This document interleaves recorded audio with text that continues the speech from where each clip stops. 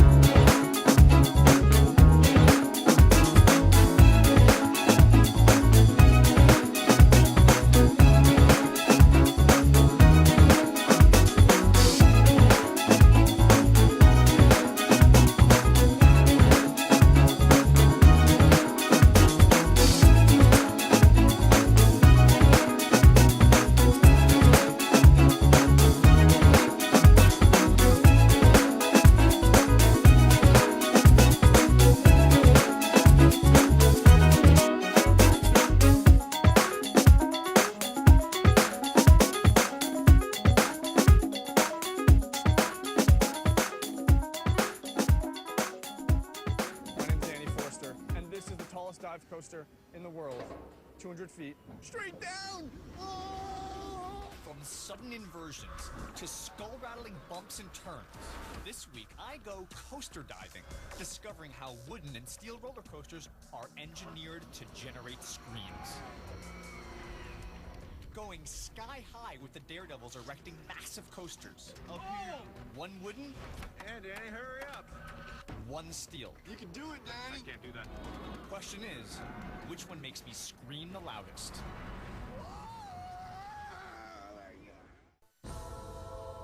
This morning, I'm testing my intestinal fortitude at Busch Gardens in Tampa, Florida. So you said people throw up on this thing once a day, pretty much.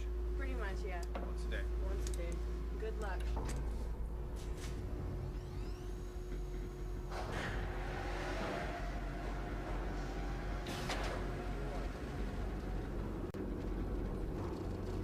I'm here with a backstage pass to uncover how wooden and steel coasters scare you without scaring you to death. Oh, man. I go where the real danger is. Building them. Extreme heights, crazy geometry, Up as high as you can.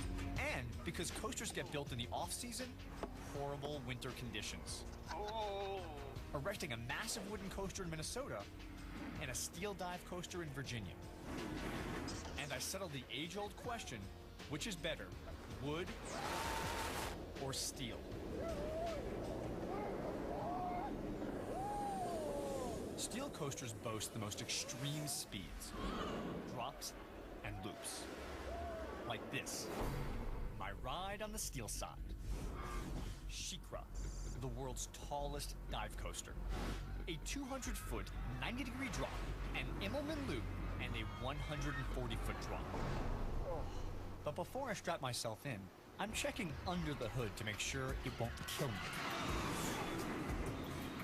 Right underneath the roller coaster is the maintenance shop. Carl, how are you doing? Good, sir. Is this your maintenance shop? This is. So this is basically like a body shop. They're lifted up on the hydraulic jacks, and they look under the hood. That's exactly what it is, Danny.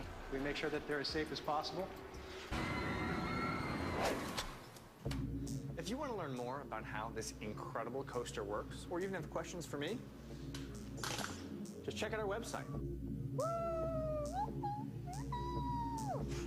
Why go up? I'm done. It's great. The Secret train looks safe, but I still don't see how this slender track can withstand the 50 tons of pressure exerted by diving trains. So before I take the 200-foot plunge, I'm joining a team installing track on an even taller dive coaster 800 miles north of here. I'm in Williamsburg, Virginia, and it is freezing cold. This is the final big loop to build on the new, tallest dive coaster ever called the Griffin. They have only a couple months left before this park opens. A floorless train drops 205 feet straight down, reaches over 70 miles an hour, speeding through 2 Immelman loops, including the one we're trying to assemble this week. Steel roller coaster construction is basically like an erector set when you were a kid. I mean, you take one massive piece, put it into place, lock in the bolts, move on to the next piece. Their challenge? Erecting it. Up there. That guy is sitting right there on top of the iron, 100 plus feet in the air. Look at that guy. Nuts. That track section weighs over 10,000 pounds.